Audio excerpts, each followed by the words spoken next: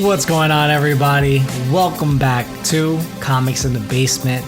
We are your hosts as always. This is Eddie and Miguel, right here on the Nerdy Basement channel, the premier place for your nerdy news. That's right, guys. I don't know if you've been living under a rock. I don't know where you've been, but Jonathan Hickman has been pumping out these books about these lesser known characters called the X-Men. You know, one guy looks like a Cyclops. One girl, you know, she controls the weather. You got a guy who has like metal claws that come out of his hands. I don't know if you guys have ever heard of these guys, but you know, they live on an island. They're pretty much apparently. a big deal. Yeah, they're pretty much a big deal. Are they? They're a big deal. I mean, I haven't seen an MCU movie about them yet, so. Oh damn! Wow! Tell us how you really feel, bro. No. Like shit. No, dude, you kidding but me? guys, I freaking love the X-Men. well, do you though? Yeah. Honestly, I'm not gonna lie. My favorite ones were X-Men: Days of Future Past. I did enjoy Apocalypse and the last Wolverine movie. Yes, Logan. Yes, Logan. Mm-hmm. Yes, Logan is probably my favorite Marvel. Probably one of my favorite Marvel movies. Yeah, you know what the craziest thing is, by the way? Like, I know we're sidetracking right now. Oh, super sidetracked. I did not like the other solo movies that he had, but Logan was a fucking amazing. So I like X-Men Origins Wolverine. I thought that one was good. Was that the one? Oh wait, no, I like the one with Silver Samurai. Oh, I think that was 2. That was the one. So that was the one. Was where that Silver X-Men Samurai Origins 2? Used his Yeah, he cut off half his blades. Yeah, I'm pretty sure that was 2. I didn't like that one. No, that was 2, but was it called X-Men Origins 2? Or was it called Wolverine? Maybe it was called Wolverine 2. I can't remember. But I didn't like Origins because I hated how they did with Deadpool. I hated majority of the movie. That honestly. that was my one gripe, was the Deadpool thing. But aside from that, I thought it was good. I wasn't like, honestly, it was one of the ones that I'm like, I less remember and care about. But then I remember the one with Silver Samurai. I was like, that one was pretty freaking dope. And then Logan just completely makes it all completely up. Yeah, it just makes it all up, and I'm like, wow. So while we're talking about our favorite X-Men stuff, sure. X-Men the animated series, Morph. Which one? Morph. That's my favorite character. Really? That's interesting. Logan's best friend, Morph. Wow. Technically, I thought Nightcrawler was one of his best friends. No, dude, Morph. Morph was his best friend, and then when Morph died, like Wolverine went into a tailspin. Like he left the show. They completely stopped drawing Wolverine for a while. Yeah, he's done that like a lot though. Yeah, dude. But then his when Morph died, Wolverine was like, "No, Morph." And it was fun. And then it turned out I gotta rewatch everything. It turned out that Sinister had him on the island. Yeah, I remember that part. Yeah, but he was still messed up in the head. Oh yeah, so messed up. But he was also way more powerful when he got out. Oh yeah. Well, I mean that's what Sinister does. Side note: have you seen Morph at all during House of X at all? No, he was How fucked up is that? Because he was an animated show character. No, seriously? Yeah. I never knew that. I never knew that. I'm like almost 100% positive that he was an animated show character. What? Yeah. We can check that out later. But guys, if you haven't been reading it right now, Hickman has been spearheading the X of Swords event on the X-Men storyline for Marvel. Right now, it's slated for a 22 issues series. All right, of event. And right now, we're going to be talking about 11 of them, okay? Because that's literally half. And we thought it would be nice to do that because right now they're on issue 13 or 15 or something like that. 15, I believe. Yeah, part 15 or something like that at this point, right? But with 11, it gives us a good point. It literally hits exactly where it needs to hit. It comes from everything that we talked about in a recent issue, like a recent episode, which is when they found out that what Arakko was, some of the backstory to what Apocalypse is, where he really comes from, because everyone just thought he was a celestial, a celestial outcome, right? Celestials came down, gave him some extra powers, and made the first mutants. Yep. But not only just mutants, the Celestials made humans, so they added to the history, right? Then on top of it, now Apocalypse is saying, no, he was like, well, no, Krakoa has been around forever. I just haven't been on it in millennia. And the reason why is because I had to leave it in 2 to save it, to save the world. And then we find out about Krakoa. Arakko, which is then where his original offspring, everything from death, famine, pestilence, and what's the last one? Death, famine, pestilence, war. Thank you. War. I think myself, damn you, because you don't do it. You didn't do it fast enough, Miguel, because you're doing something with Guy in the Chair. What are you trying to find? Tell me before. Okay, so apparently his first appearance, Morph's first appearance, was in X-Men number 35 in 1967, but he wasn't Morph. He was Who was he? He was Changeling. Oh, that makes sense. But then have we seen Changeling? Yeah, no, he was Changeling. Aside from that, his first appearance as Morph was, as I said, in the animated series called Night of the Sentinels in 1992, and his first comic book appearance as Morph was in X-Men Adventures number 1, which was November 1992, a month after his appearance in the animated show. So, interesting. There you have it. Wow. That's the love of comic books right there. If they're popular in an animated show that they put out, they'll put them in the comic. What happened with Harley. Yeah, exactly what happened with Harley. Yep. That's actually fun, but at the same time, I'm thinking about it. I have not seen Morph once in X of Swords. Nope. Well, not even X of Swords, but House of X overall. Well, because he'd be again, they've been resurrecting everyone. He'd be too overpowered. Nah.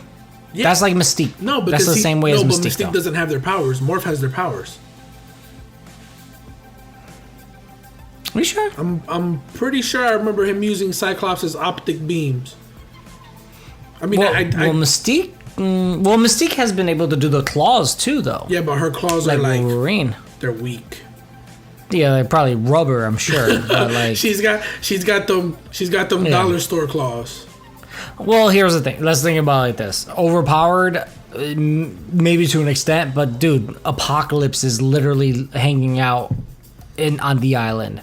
You don't think that's overpowered? Okay, no, because apparently Apocalypse is the weakest one out of all his people. Which we will get to now, because now with X of Swords, we talked about how it started off, how the beginning of it went through, right? And then we started moving on. That all of a sudden they come back. He finds out that his kids are pissed that he didn't come and find them and save them earlier. They thought he was a messiah and so on and so forth, but he didn't pull off his side of the bargain.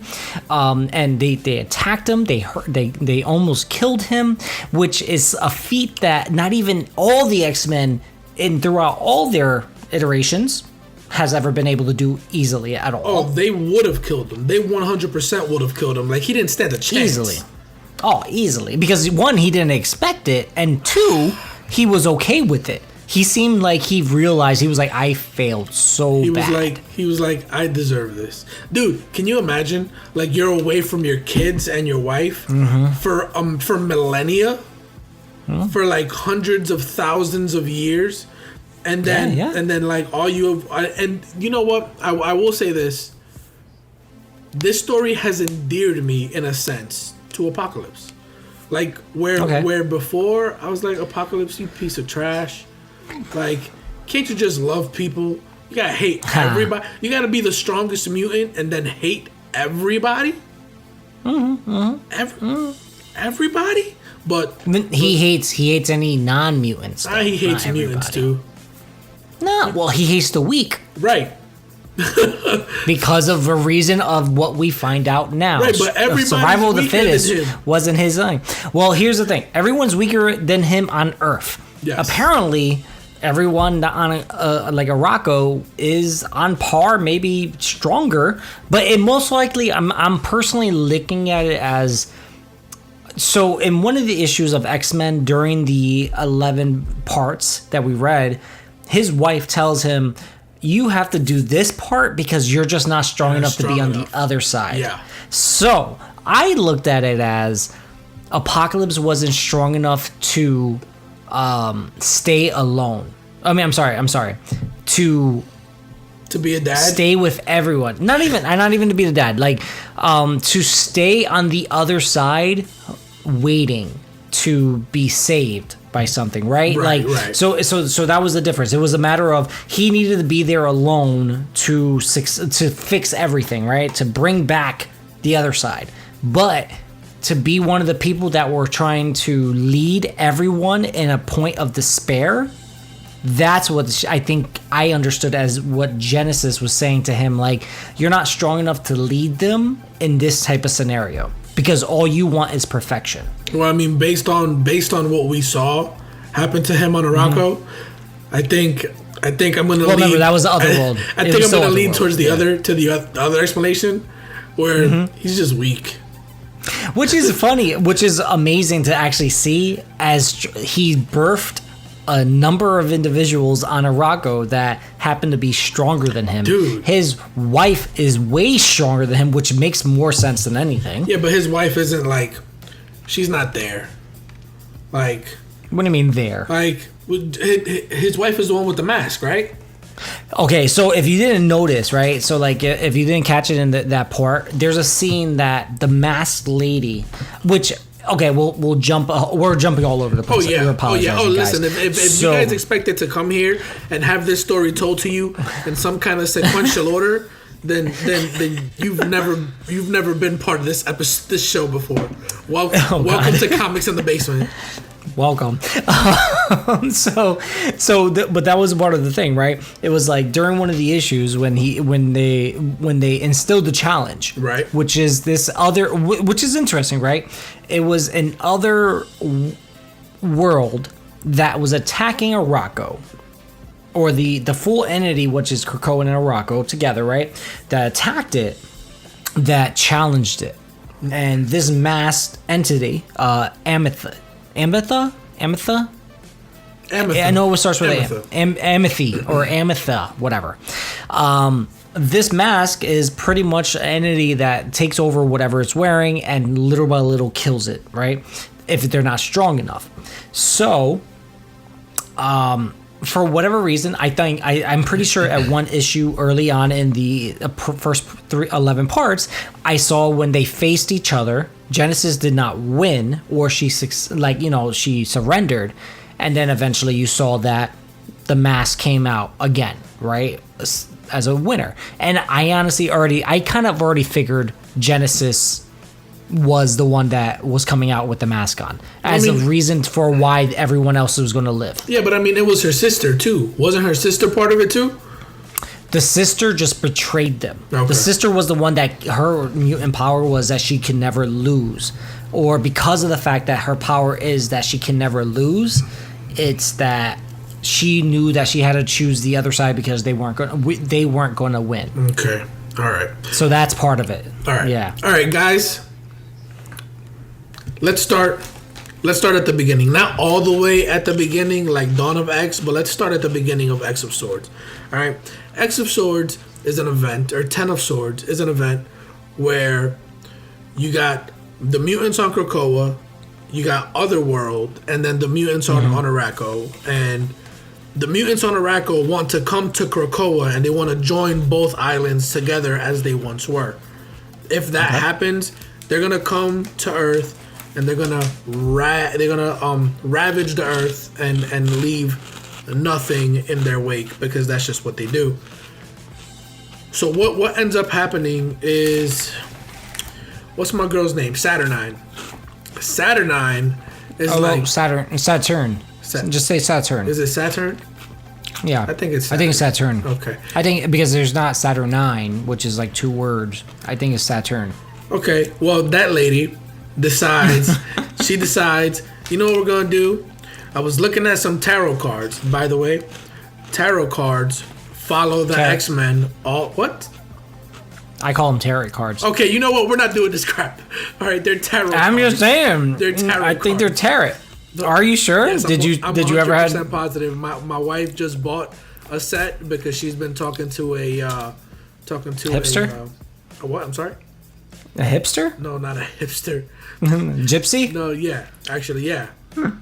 Yeah, you know, somebody. Yeah, I'm just fucking with you. I know who uses tarot cards, but okay. But yeah, you don't need to get into details. Okay. Got it. Just continue. So tarot cards have been part of this whole X-Men thing since way back in House and Powers of X. Anyway, Saturn, whatever. She read the cards and she's like, there will be 10 people and 10 people will have 10 swords.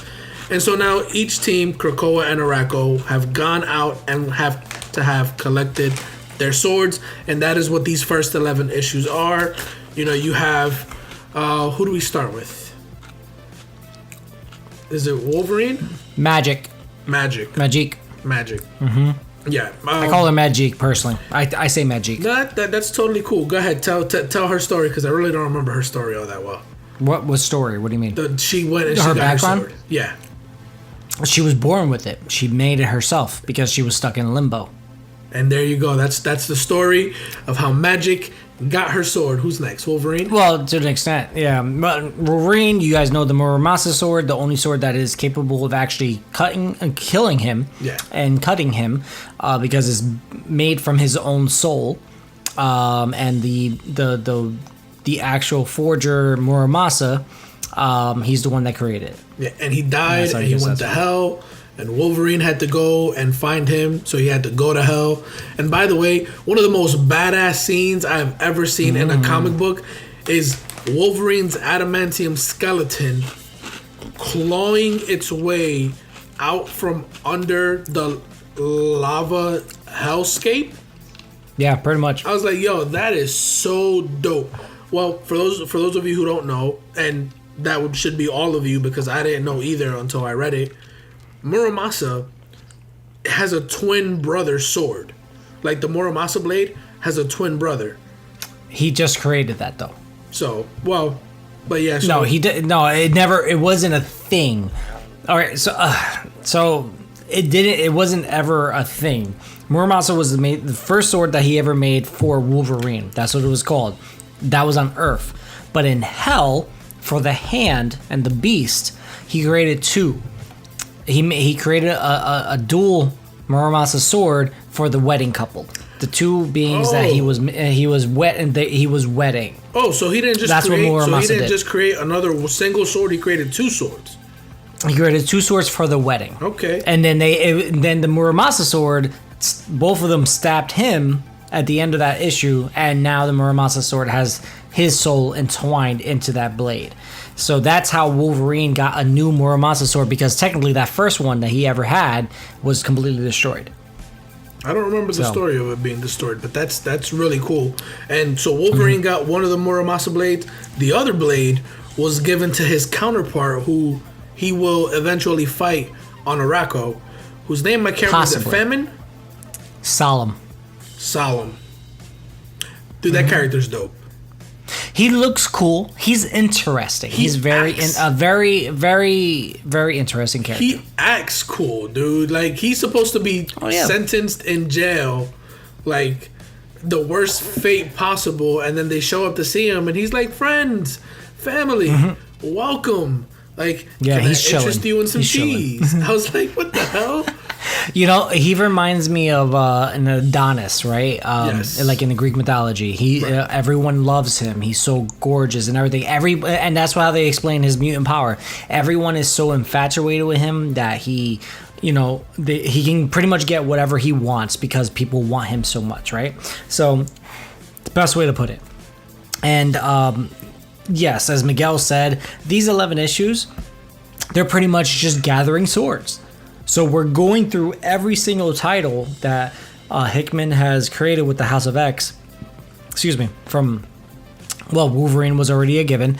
We have X-Men. Then we have X-Factor. We have New Mutants, Excalibur. We have Marauders, and there's one more. I think that's it. Oh, Hellions. Okay, Hellions is actually just a fun one right there. That's literally a potential end all scenario, which they're hoping works out, but it's not. Obviously, it's just not going to happen. Cable, yes, that's one of the last ones. So they all have a part to play because we know who are the 10 swords or the swords that they encountered into the scenario. Speaking of which, let me actually look. That's actually another thing I need to do. You know what? All right, because guys, this is one of the funny things that me and Miguel kind of we were discussing, right? They say it's the swords of the tournament, right? They're all, it has to be there. And we're looking at it as X of swords, which is 10 of swords. But for Krakoa, there's only 9 people in it. Well, I mean, you know why, right? Do you, though? I do. I do know why. Okay, please explain this to me. Because as the X-Men on Krakoa were amassing their team, right? They got 1 sword, they got 2 swords, all the way up to 9 swords. And then before they could get to 10, Arako was like, no, stop the count. 9 swords is where we're at. You're a fucking idiot. I love this. Guys, that was a political joke. Shout out to Biden, by the way. President-elect. Oh, man, dude, I cannot wait. You know what? The delivery for that was way better than I expected. I completely forgot about the joke. Okay. All right, guys, a little side note. He planned this joke. I didn't think it was going to work. That worked. I had to run through the joke first because I had to gauge your reaction. I'm not going to... Listen, we've done enough podcasts together that I know better than to come out here with some foolish trash joke. All right? I'm not going to hear it from you to the end of the damn appreciate show. That. Yeah, I would actually critique him at the end of it. Be like, we could have done better. That was subpar, my friend. So I'm going to do something real quick. I'm counting the circles. I'm also going to run through the characters, right? So we all know who the swords are that we have currently. I want to actually count all the circles. So I'm counting 1, 2, 3, 4, 5, 6, 7, 8, 9, 10. See, there's 10 circles on the Krakoa sigil. There's 10 circles, okay? But we only have 9 individuals. So unless they're counting, unless they can't stop the count, or unless they're counting one team as 2, right? It's Gorgon, Apocalypse, Cable, Magique, Doug. Doug. I just love that. Doug.